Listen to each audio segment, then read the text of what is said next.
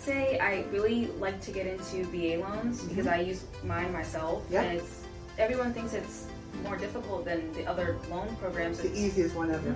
So that would be something I would love to work with you on, is maybe doing something with veterans and just an education too. A lot of people don't know what comes with the VA loan. Yep, especially if they have a disability, so they get no funding.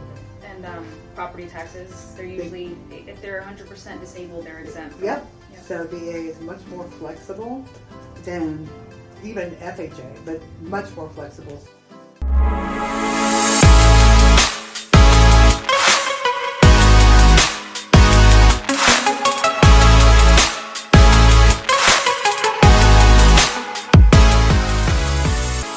Hey everybody, it's Debbie Cowan, and I'm here with my dear friend Zayna Nelson from Gold Street Realty. Hey, how are you? Good, how are you? Thaning for coming in. Thank you for having me. You're so pretty. Thank you. Good Lord, I mean, this is a gorgeous girl. I don't know if you guys can see what I can see, but she's gorgeous.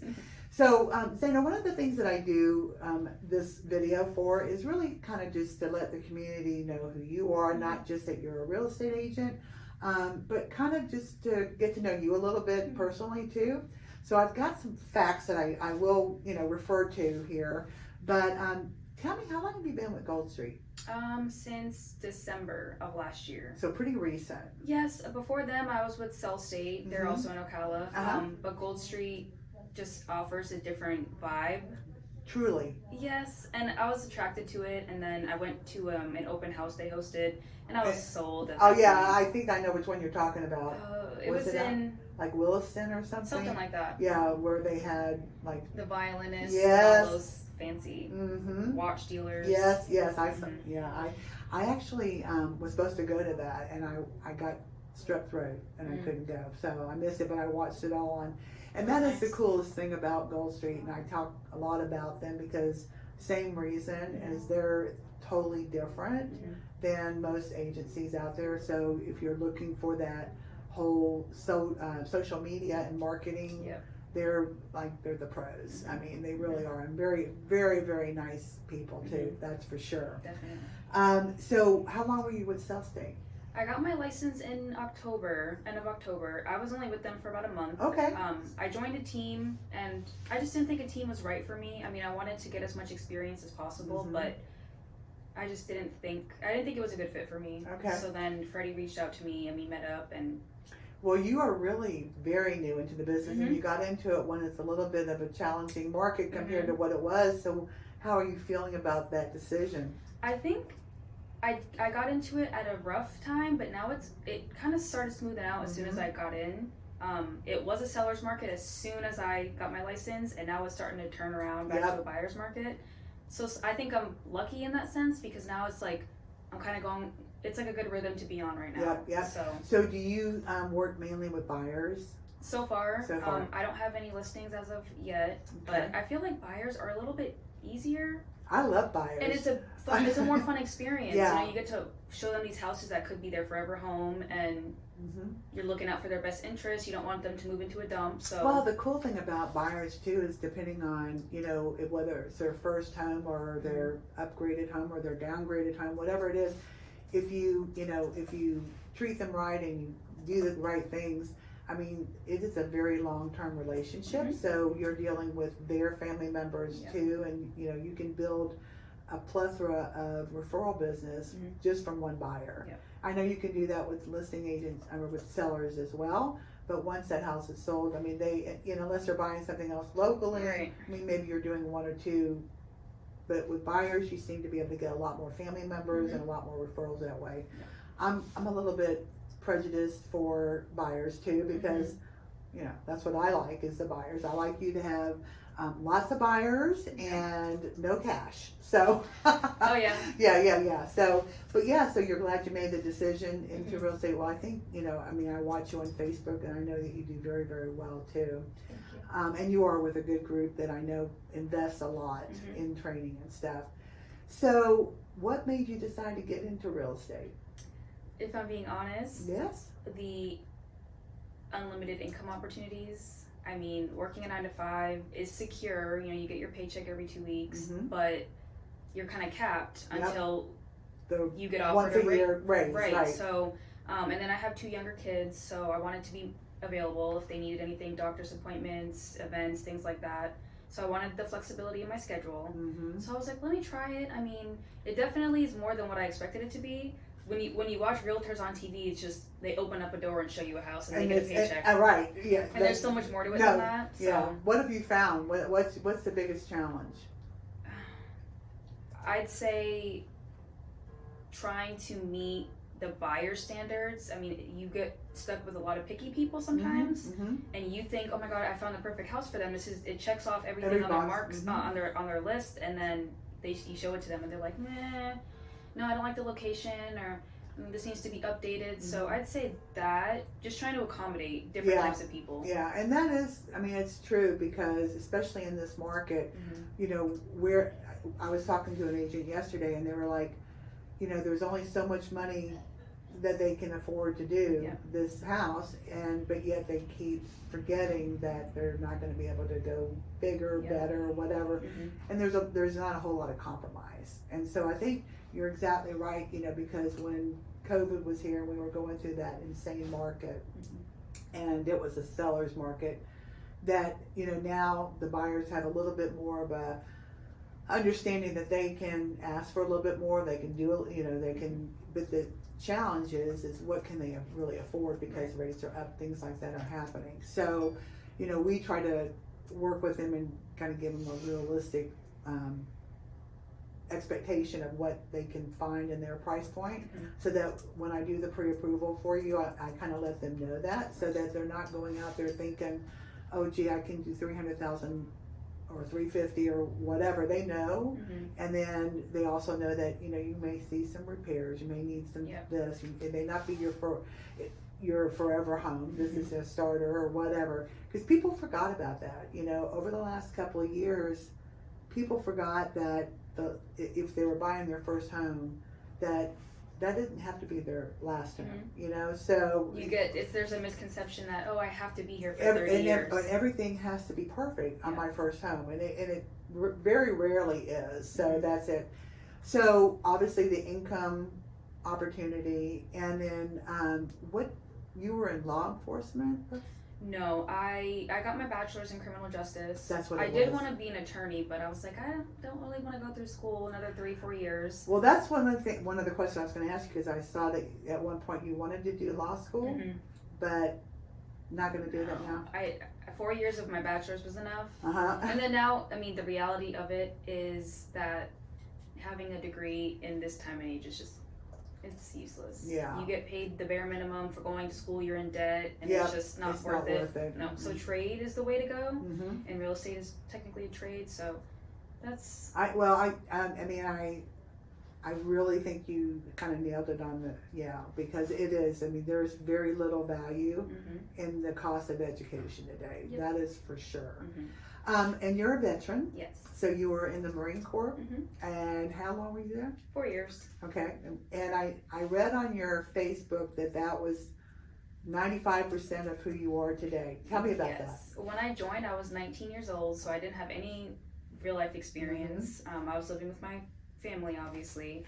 I went in and it grew me up. I mean, being responsible and mm-hmm. being held to such a high standard at 19 years old, it just kind of molded me into someone that I am now. And my mom says it all the time, like, oh, you're so different now, like, but you're just so, it's drilled into your mind to just have this hard exterior. Uh-huh. Yeah. So how did you decide to go in? I mean, what was your thought there?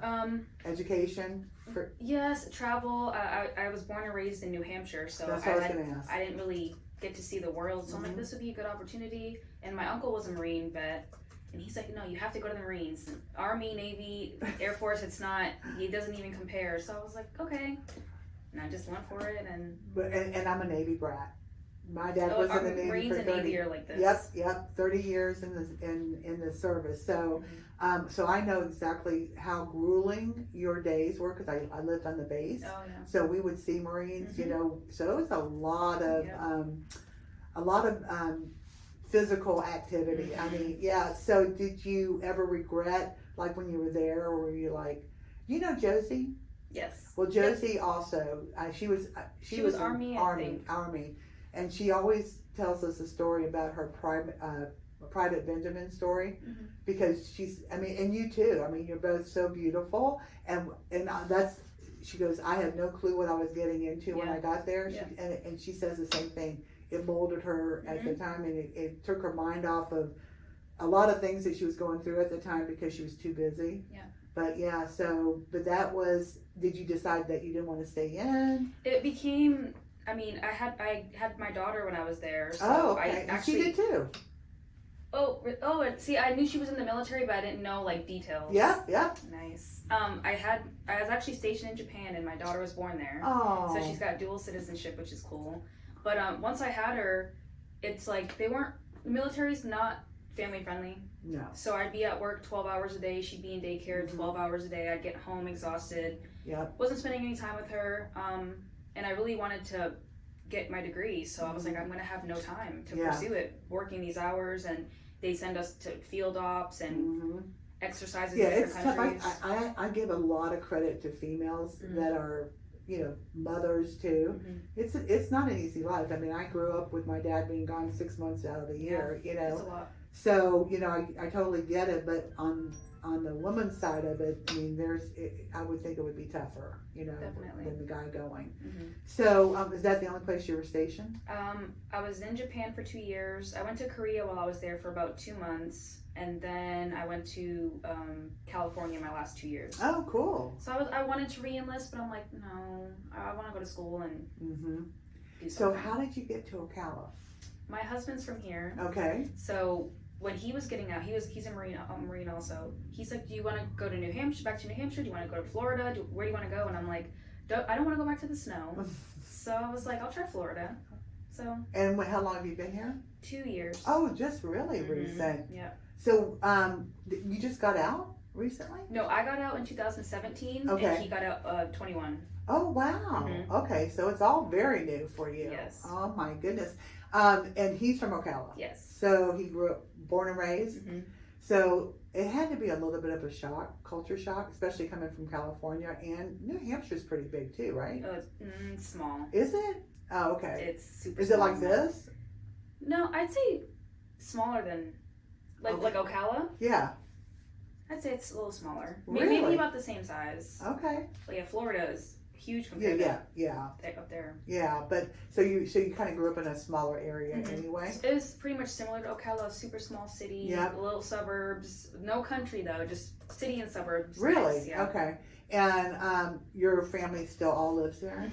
So do you get home very often? I went last year when it was snowing, and I was like, yeah, I'll come back in a couple of years. But I do miss the New England region. It's different compared to Florida. It's totally different. It's beautiful. I mean, and not that we don't have our pluses too, but it's a different lifestyle too.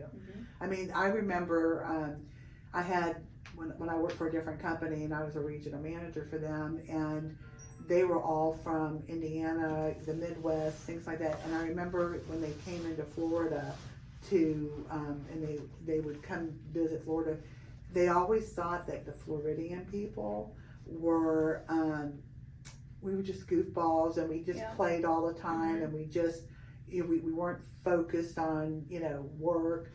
And I would laugh at them and I go, why do you think that? And I said, we work 12, 13 hours a day. I said, and he would go, my boss would say, you just have a different, I mean, it's like, you gotta be having fun and you gotta have this play attitude. No one's really uptight down here. Nobody's stressed out. No. Well, and we are kind of, but we just have so many months out of the year that you can work hard and then enjoy your weekends and you can play hard. So that was kind of what I had to kind of educate them on. It's like, it's a different environment, but we're not stuck behind snow, 6 months out of the year where we can't go out and do anything. So we work hard so that we can go out and play hard. That's kind of our motto. So you have 2 children, and what are their ages? My daughter's 8 and my son's gonna be 2. Oh my gosh, you even have a baby. I know, it's a lot. So how are you doing all this? That's why I like real estate, because I have my times where I can focus on work, and then it's like the perfect work-life balance. So do you work mainly from home? I try to be in the office 3 days a week. Oh, okay. Yeah, for a couple hours. But yeah, I'd say half and half home, half office. Yeah, I mean, I think especially when you're kind of getting your feet wet into things and being around people and learning stuff just by hearing osmosis, you know, how they're doing stuff. I don't know, I just like going into the office. I mean, You have more motivation and drive. You kind of get lazy at home or distracted. Very distracted. Yep. Yeah, that's the thing. I mean, you can always do a load of laundry, or so I come in every day, and I always have, and I always will, and it just makes me feel like I'm going to work, so I got to get something done. Yep. So what were you doing before you were working, before you went into real estate? I was working at the courthouse downtown. I was a case manager for a felony diversion drug court program. Oh, wow. Now, was that something that you enjoyed? I mean, it's pretty much what I went to school for, like the justice system aspect of it, but it was repetitive, and the pay wasn't all that great. I mean, I really enjoyed my job, but I was like, kind of got burnt out a little bit.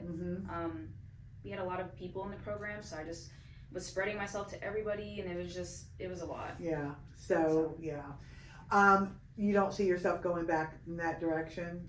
No, I would like to make real estate, you know, my Your final thing. career. Yeah. Yeah. Well, if you do and you sustain it, you know, it is a great career for sure.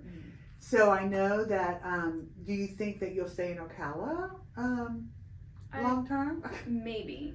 I mean, I've grown to love Ocala and appreciate it, but then I'm a city girl at heart, so I want to be somewhere like Orlando, Tampa, somewhere.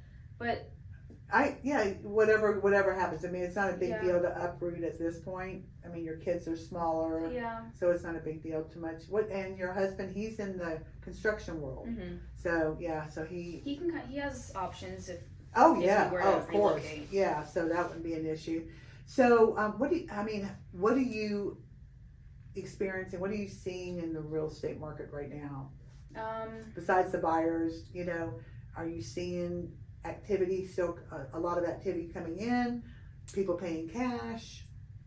No cash buyers that I've seen. Good. Keep it going. It's kind of a big, no one really talks about it, but this roof issue is such a big deal.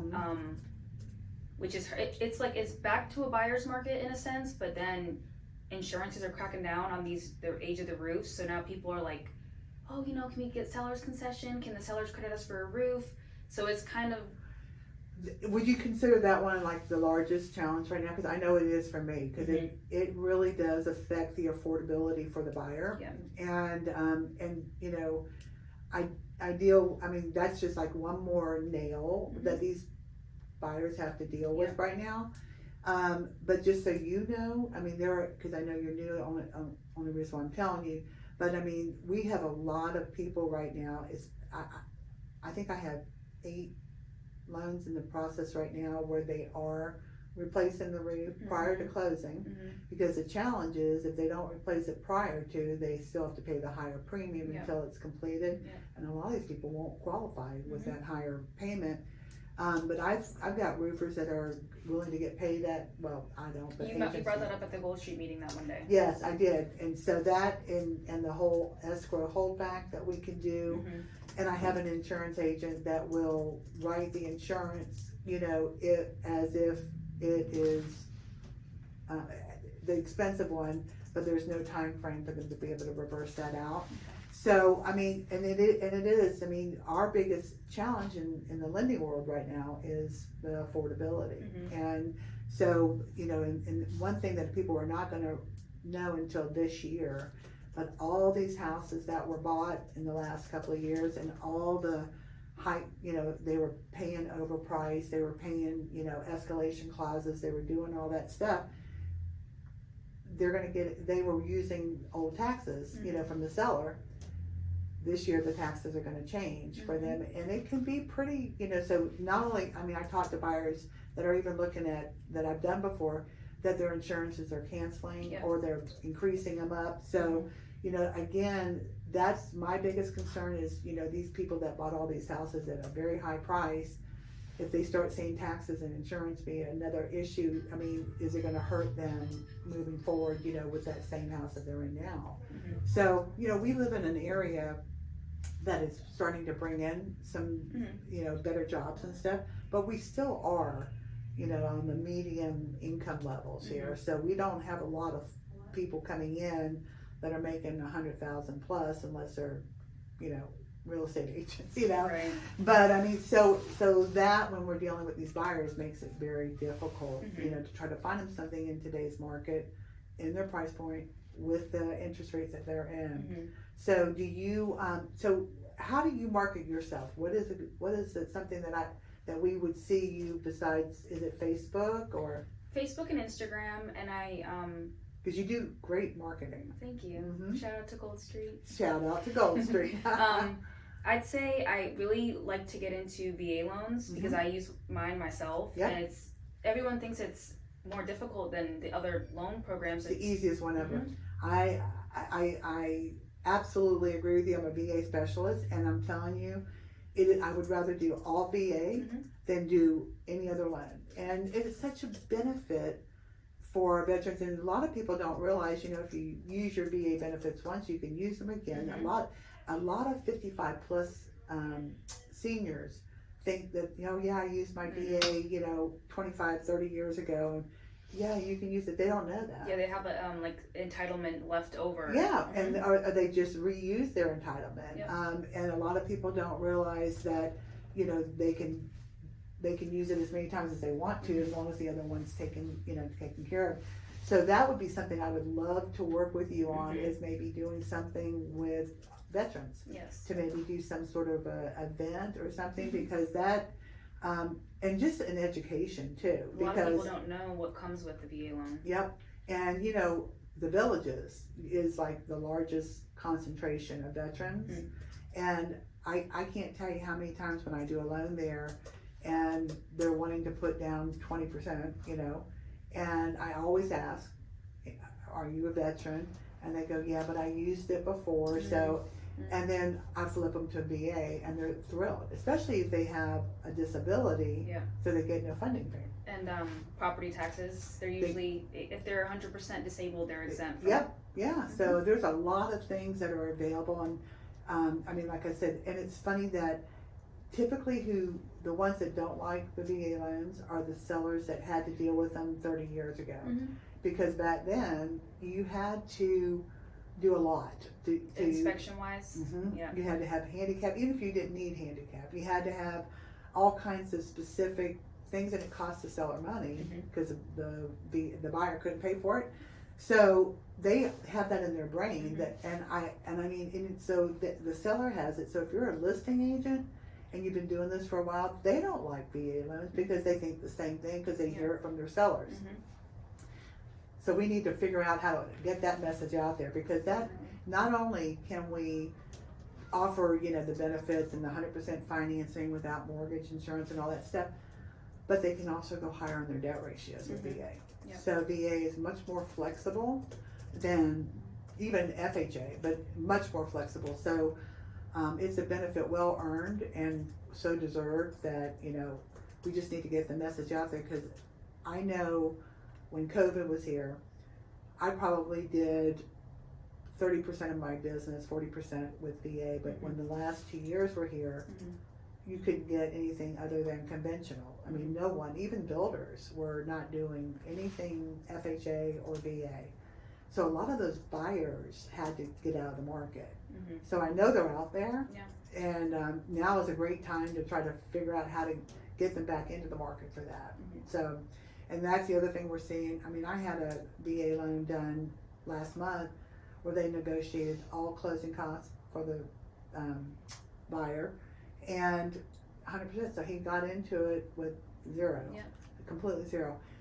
And do you know that Hometown Heroes, for the first time, do you know how that works with veterans? Yes. You have to meet a certain income bracket, right? You do. It's pretty good though. And they pretty much cover down payment. Well, no. So Hometown Heroes is 5% of your purchase price. So there's bond as well that is up to $10,000. Well, Hometown Heroes is 5%, so it could be more, like $15,000 on a $300,000 loan. but there's no restrictions on profession because Hometown Heroes is all based on professional. So now, I think someone in our Gold Street group chat just mentioned that today, that now it's no longer just targeted for the emergency. First responders, Yes. All the teachers, it's for teachers, and they all have to be first-time home buyers, and they all have to be in that specific profession. The only one that's exempt for that is a veteran. Mhm. So that they don't have to be in the job that requires them to be hometown heroes, and they don't have to be a first-time home buyer. Mhm. So it's available to any veteran, so which is really good. So if they need some down payment assistance, again, it's usually higher than the Florida bond money because it's 5% of the loan. So yeah, so it's a good product. So not only are you able to potentially, pay all their closing fees and take care of everything in the loan, they can get into it with, and the rates are somewhat better a little bit, when it comes to VA. So we at PrimeLending love our veterans and we take good care of them, and so that is that's one that we really push hard, especially with Hometown Heroes right now. So it's a little bit outside of the norm requirements, so it gives them an extra perk that a lot of people don't have. So thinking about, what could I do to help you since you're new in the business? Is there anything that I could do to help you? I mean, so far you've been great. Okay. Debbie responds to messages at 11 at night on a Friday. Hey, how's that buyer doing? He's flying in the end of the month. Oh, okay. The 22nd. Oh, he's That- driving, good. sorry. That was a good save. Good. I know, I had to. I'm so happy that you did that. That was an awesome. Mhm. Yeah. But I've been sending him a couple homes, and he likes some, so hopefully we look at some that weekend, and Yep. So good. Yeah. I wish can we tell the story? we can. Okay. Sorry. Yeah. All right. Tell it. So, I have, again, shout out to Gold Street because my marketing on Instagram, I have a lot of followers, not a lot, but I have a lot of local people in Ocala that follow me, and I have one particular woman, we talk here and there on Instagram, and she reached out to me. She's like, yeah, I know we haven't met in person, but I know you're a realtor, and you seem very driven. So she said, we have a new CEO that we just hired on. He's moving from Maryland to Ocala, and he's looking for a realtor. So I was like, okay, And where is he going to work? Advent, I think. Yes. Advent, I think. Yeah. Advent Hospital. So she's like, can I give him your number? I said, sure. I wasn't expecting. It was pretty much in my head. I'm like, it's probably going to be $200,000 to $400,000 house. And I sent him to Debbie. She got the pre-approval in 20 minutes. Oh. And then I said, how did it go? She sent me the pre-approval, and the purchase price is for $1 million. So, woo, give me a high. yes, teamwork. Yes, great job. And he was after you did all that, he thought, well, maybe he talked to a friend or something. The listing agent that was listing his home in Maryland convinced him, oh, if I send you to a realtor that I personally know in Ocala, I can get you a discount on, what I think happened was she listed his home for, usually you list a home for about 6%? Yeah. She probably was like, I can do it for 4%. In his mind, he thinks he's saving money, but she was trying to get a referral fee by sending him to someone here. Mm-hmm. So he was like, I really appreciate you. I thank you for sending me homes right away and being very responsive, but I think I'm going to go this route. Saves me some money. I said, well. But meanwhile, Zayna's texting me. I can't believe it. Yeah. And so, basically what I had to do was I said, well, I can match you what they're offering. And he's like, no. And I ended up offering to give him 30% of my commission at the closing table. But it's gonna think of the potential business that will come from him being where he's at, and not only that, but he probably could have gone back and forth with a price war. But I think he probably really thought, you were looking to do nothing but earn his business, and because I look at, sometimes it happens, we have to do some things that are out of the norm to win the business, but at the end of the day, you have to look at where that's really, whatever you get is better than zero, but not just that, but just the referral opportunity, because he won't forget that. No. And he's going to be working at a very large company here. Yeah. That maybe you can get in once he's here, because he's going to be the CEO. That's what I was told by the woman that referred him to me. Yeah. So that's how I thought in my head. I said, I'll have to give a little in order to gain something back. You could actually get us in there. We could talk about hometown heroes for all the nurses. She actually asked me, well, it was back in February, but I can ask her if I can go in there, and we can both go in there. And yeah, I mean, especially if they're relocating people and stuff, I have another agent that does a lot of relocation stuff that's in with some of the bigger companies here too. And if you can get something like that in, that is a huge win. I mean, a huge, big plus. So one of the things that I was, Gabby was actually helping me with, we always try to come up to see what kind of questions we can ask and stuff like that, but you just seem very driven. Where does that come from? Does it come from the military? Is that yes. Because when you're active duty, you're held to a super high standard, like higher than normal. So it's just, I guess it's like drilled in my. Is it ego? Is it ego? Is it? Is it just? I'm trying to think the word proud. I mean, is it just?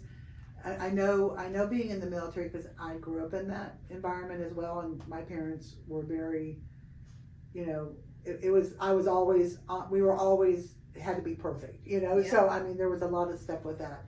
But I mean the challenges, I mean you went in so young, but you were also thinking about going to school in college, so I mean it probably was before that too, that just really nailed it in there. Yes. But so does it make you competitive? Does it make you egotistical? Competitive for sure. Because I'm not afraid to say I'm very competitive. I'm very egotistical. It's what drives me too. It makes me. It is competitive, but I don't even like to be competitive. Really? I like to just kind of like be on the sidelines. I really don't like competing with people, and that's something real estate is really big about. I mean, hence the story we just told. Yeah. I had to compete with another realtor who was trying to offer something, and I had to give up some of my paycheck, which is fine, because at the end of the day, this is probably going to be a great referral for me. I know it's going to be. Yeah, so. I know. But I know that sales is competitive. I mean, the old way of sales was always comparing you to somebody else. And, if you want to be good, you got to be like this person here.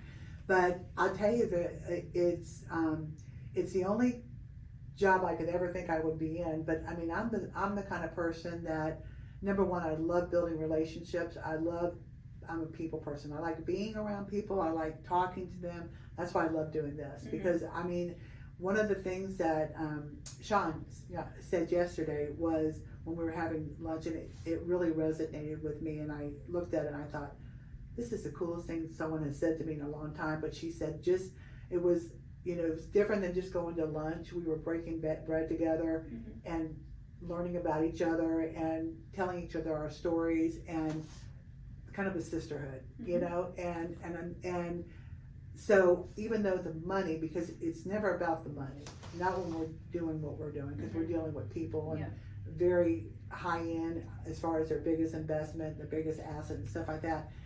The money always comes if you do your job well and you care about your customers and all that. But there is something to be said too, if I look on Facebook and see somebody just closed a loan and it wasn't with me, that I get a little bit, okay, so now I gotta go, now I gotta get back on the phone again and do some work, do something. So I love, I am, like I said, I am a little bit egotistical, and some would say I'm very egotistical, but it drives me. That's why I was wondering, you seem so driven and you like challenges. I was gonna say, the Marine Corps in general is very challenging mentally, physically. So I think it's like a chase. You like to just be the best. Yep. As you can be. I mean, I know there's people that are more seasoned than me as a real estate agent, but I just strive to be better than. And I think if you surround yourself, and that kind of goes back to going into the office and stuff, when you surround yourself with like-minded people, I think that are driven as well, because this is not a part-time job. It's not a part-time business. Like you said, it's not as easy as people seem to think it is. So when you get in there and you find out really how much work is involved and how much effort you have to put into this position, and you know, buyers and sellers, they don't realize all that goes on between the scenes, behind the scenes too. But it's an opportunity to be around people that, you know, that will motivate and hopefully encourage you and support you and, you know, help you through your career. And that's why I always offer anything I can do to help you as well. Did I put you on list reports? No. Because I did it with her yesterday, so I have to do that. So I'll get with you after this, because that's just something I offer for my agents that is free to you. So it's great marketing kits and stuff. And then anything I can do to help, and I know you're, you know, if you get a buyer that has questions, even if you're not using me, you can always reach out to me. I'm happy to help you. I love to see new agents just flourish in this business. So. And I was gonna say, you mentioned you get a little salty when you see, but 2 buyers that I've had already came to me with pre-approvals. Well, you can tell them they can get a quote. Yeah, shop around. Yeah. Shop around. That's true. Yeah, tell them. Yeah, just especially if they're not local. But yeah, they can always get a quote, because you know what I'll do is I'll do the same thing you just did. But then I would want. So I had the deal that we just mentioned. I have a couple of lenders that I use. Depends on the client, obviously. But I reached out to someone. I said, hey, I have a deal going, whatever. I think it may be a big deal, so call me when you get a chance. I'll call you right back. 2 hours later. I said, all right, I'm calling Debbie. Well, thank you. In 2 seconds. I say, well, and that's the thing. I went to him because he helped me buy my house. But I was like, yeah, because it just, his business reflects on mine. And if, you know, the lender's not getting back and they're like eager to get a pre-approval, you know. Well, here's the thing. I mean, at the end of the day, you know, I've been doing this a long time. And this is, like I said, it's not a part-time job and it's not a 9-to-5 job. It does give you the awesome flexibility to have a life. I mean, when you leave here, I need to run and do something, and I can do it and not worry about it. But I do put in a lot of hours too. So I've never forgotten, number one, I work for you and I work for your buyers. And you have to be available when people need you. And most of our people work. And if they're not, or they're, you know, they can't always call at 9 o'clock in the morning. They may have to call at 8 o'clock at night. So if you're, and I'll be honest with you too, I see it all the time. And I hear it from agents all the time. You know, I can't believe, not only are they not calling the agent back, the listing agent's not calling them back to try to show the house. Yeah. So, I mean, there is a different mentality with a lot of people, but you have to value the fact, I understand how hard it is for you to get that buyer. I know. So when you get one, you better be able to stop what you're doing, unless I'm in the hospital, on the operating table, or flying to Cabos next week on the plane. I will not have my phone on. I'll be that person that I'm watching everybody make sure their phones are turned off. Wi-Fi though, some planes have Wi-Fi now. I don't want them to turn their phones on. I want them to keep them off until we land. So safety precaution. You know, in the old days, you couldn't have your phone turned on. Everybody had to turn them off. Yeah. And there would be people sometimes, and I flew for a living. I'm like, why is that person not shutting their laptop down or taking off their getting off their phone?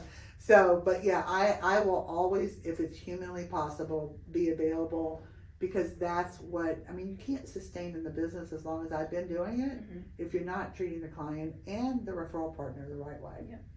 So you can always count on me. That's a promise. It has been such a pleasure to have you here, and I'm so glad, and I enjoy talking to you. And I'm wishing you so much success wherever you go, wherever you are. You can always still call me, because I do loans everywhere. Besides Florida. The whole United States. Nice. Yep. We're licensed in all states. Great. So good job. Thank you for having me. Appreciate it. Yeah, it's been a pleasure.